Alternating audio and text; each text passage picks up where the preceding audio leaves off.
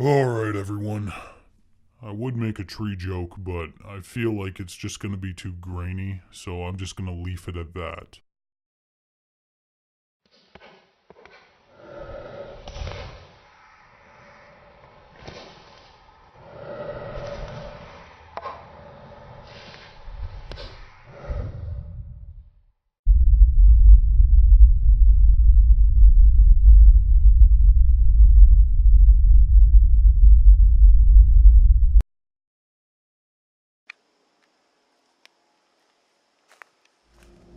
I used to be a scout leader, along with a coworker of mine. Our troop had 6 boys, my 15-year-old son, my coworker's son, and about 4 other teenage boys. They were rowdy and obnoxious sometimes, farts, teasing, talking about girls, all of that. But they were good kids. A few years back, we were having a camp out about an hour outside of our town. We weren't that deep in the woods, maybe 100 yards from the dirt road. The boys had set up 2 tents, 3 boys in each tent, and my coworker and I shared a 3rd tent.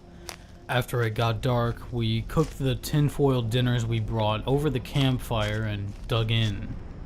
We sat around the campfire for a good 2 hours, just chatting, before we decided to go to bed. A half an hour later, we were all in our tents.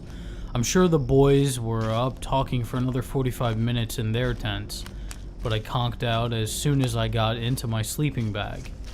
It was about 3 in the morning, according to my watch, when I was awoken by the screams. Teenage girls scream all the time. It's nothing special, and it's usually more irritating than alarming. And teenage boys yell, sometimes more than they talk. But hearing teenage boys scream, I'd never heard that before. The screams that woke me, something in my gut told me that something was not okay. I grabbed the flashlight that I had put in my boots and dashed out of the tent. I saw with horror that the screams were coming from the tent where my son was sleeping. And as soon as I processed that fact, I recognized his voice. I cut my feet up a bit, sprinting barefoot to the tent across the forest floor. I had been prepared to unzip the tent as soon as I got to it, and I was horrified that I saw that it was already open. I shone my flashlight into the tent. There was my son. He was holding his open pocket knife, and his hands were covered in blood. He shakily looked up at me. He's not moving," said my coworker's son. I shone my flashlight, and there, on the floor, was a man. He wasn't moving. Blood was blossoming outward from a wound in his chest. His hair was long and wild. He had a full beard. His clothes were filthy, and he stank. "Where's Kenny?" my coworker's son asked. I was shaken out of my shock. I shone the light to the other corner of the tent. There was an empty sleeping bag.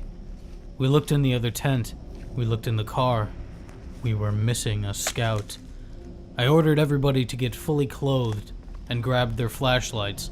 We were going to form a search party. The buddy system is good. But at a time like this, I was not about to send 2 scouts out alone on their own. We were going to do this as one big group. It actually only took about 10 minutes to find them. We had been calling his name, and it was my coworker's son who heard the muffled shouts. There, lying under a huge tree, and tied up with rope, with a red rag stuffed in his mouth, was Kenny. We rushed to him. The other scout leader cut the rope, while one of the scouts ungagged him. "Kenny," the scout said, "are you alright? What happened?" Kenny didn't say anything at first. He was shaking violently. After a few moments, however, he extended a shaky finger and pointed it above our heads. I pointed my flashlight upwards. There, suspended about 8 feet above our heads, 2 bodies hung from the branches. They were chained, upside down, and the slight breeze made them swing slowly and quietly in the dark. After what I was seeing actually reached my brain, I vomited. I vomited hard. The boys stood back. absolutely silent. We didn't even pack up our tents. We all got into the car and drove to the nearest ranger station. After we informed the lady that was there of what had happened, and after she had radioed heaven knows who, we left for home, leaving all our things out in the woods. We never came back.